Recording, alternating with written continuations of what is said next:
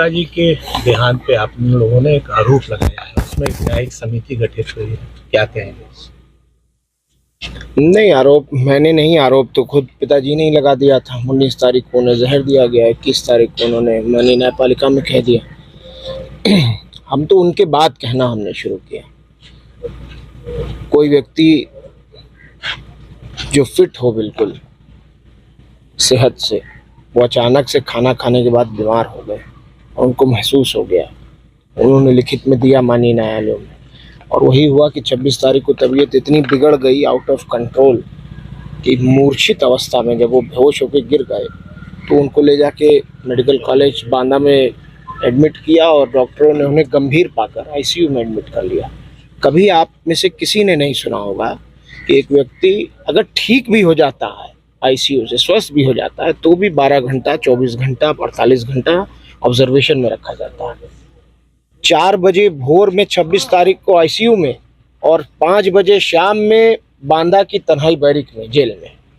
कहीं सोचा है किसी ने ऐसा हो सकता है? कुछ नहीं। तो इसलिए इल्ज़ाम तो जो हमने लगाए हैं वो तह बतह खुलते जा रहे हैं, तह बतह वो साबित होता जा रहा है। और एक दिन उन्होंने किसी तरह गुजारा है।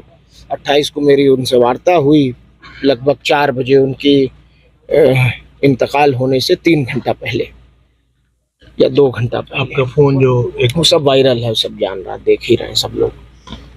और उसके बाद उनको बेहोश होकर गिर गए वो, और हार्ट फेल हो गया उनका, ये इन लोगों का कहना है। इसके पीछे एक गहरी साजिश है। हमने साफ कहा है कि ये स्वाभाविक मौत नहीं है, ये सुनियोजित हत्या है।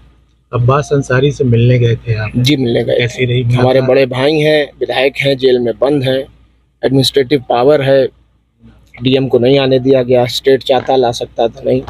इत्तेफाक था कि माननीय उच्चतम न्यायालय सुप्रीम कोर्ट बंद थी, वरना निश्चित रूप से वो यहाँ होते उस दिन, कि मुझे यकीन है अपनी न्यायपालिकाओं पर। लेकिन चलिए, नहीं आ पाए, अब आगे के लिए हम लोग प्रयास करेंगे। स्वस्थ हैं, ठीक हैं, बहुत ज़्यादा हिम्मत से हैं, बहुत साबिर हैं, बहुत सब्र कर रहे हैं। कहेंगे क्या यार, पुत्र के लिए पिता सब कुछ होता है भैया। आप खुद सोचो, आप भी किसी के पुत्र हो गए।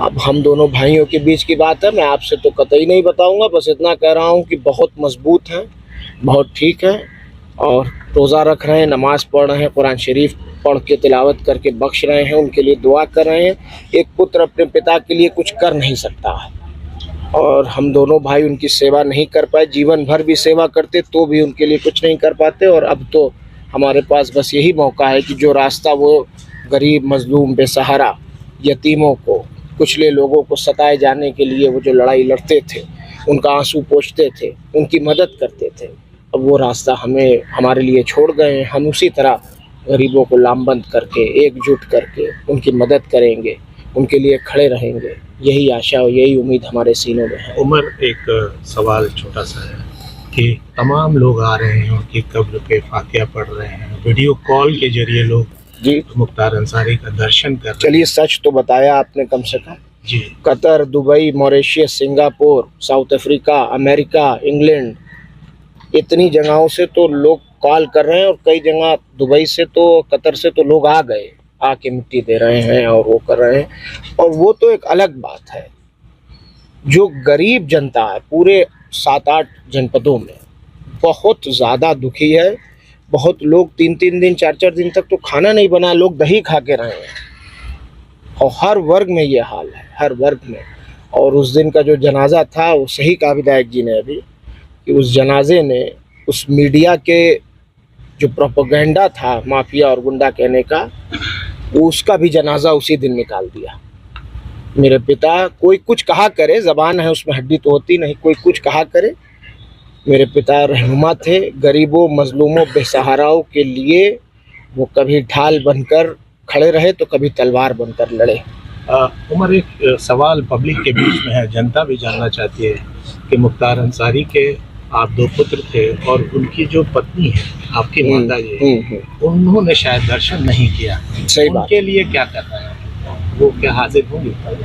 मेरी वकील से बात हुई थी, हाई कोर्ट इलाहाबाद के गोपाल चतुर्वेदी जी, वो मेरी वालदा के, मेरी माता जी के वकील हैं। उन्होंने बताया कि हम जुडिशियल रेमेडी लिए हुए हैं, उम्मीद है कि जल्द इंसाफ मिले। उम्मीद तो हमें रखनी चाहिए, उम्मीद रखेंगे। तमाम लोग दर्शन कर रहे हैं, आप भी चाहेंगे कि माँ जो है वो अब जख्मों को मत खुरेदिए। मैंने बहुत साहस, बहुत हिम्मत, बहुत धाड़स बना रखा है। मैं 25 साल का ही हूँ अभी। मेरा भाई नहीं है, मेरी माँ नहीं है, मेरे पिता चले गए हैं।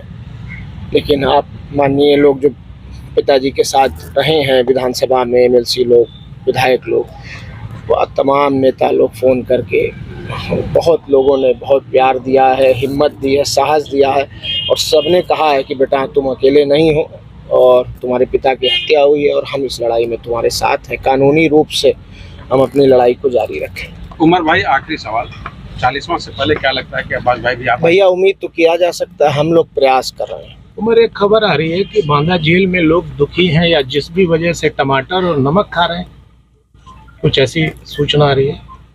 एक सूचना आपको नहीं होगी, मैं दे दूं। जिस दिन उनको पंजाब से ले आया गया था बांदा की जेल, उससे पहले वो बांदा रह चुके थे, फिर पंजाब चले गए थे। पंजाब से जब वापस सुप्रीम कोर्ट के ऑर्डर पे लाया गया तो सुप्रीम कोर्ट ने कहा था कि उनकी मेडिकल एडिक्वेट फैसिलिटीज़ का ध्यान रखा जाए। और जब बांदा की जेल लाया गया था तो बांदा की क्यारी में, जेल की क्यारियों में कोई फूल नहीं बचा था। ये बात किसी को पता नहीं, मैं आज खोल रहा हूँ इस राज को। कोई फूल नहीं बचा था। वहाँ के कैदियों ने, जब वो अंदर घुसे हैं जेल के, तो सारे बंदियों ने, उस वक्त जेल खुला हुआ था, सुबह के 6 बजे उनको जब दाखिल किया गया, जेल खुल चुका था, तब तक जेलर के कमरे में बैठा हुए थे। सारे कैदियों ने फूल सारे तोड़ के क्यारियों से, और उनको फूलों की वर्षा उनके ऊपर की थी। गरीब, मजलूम, बेसहारा, कहीं भी किसी जनपद, किसी जगह, मेरे यहाँ लोग केरला से भी अभी आए हैं, महाराष्ट्र से और राजस्थान से मोटरसाइकिल से लोग आए हैं, झारखंड से मोटरसाइकिल से लोग आ रहे हैं। तो जाहिर बात है कि लोग दुख में होंगे, और कुछ भी गम में, इमोशन में आदमी कर सकता है। मुमकिन है कि ना खाना खा रहे हैं, मैं मानता हूँ इस बात को। Thank you.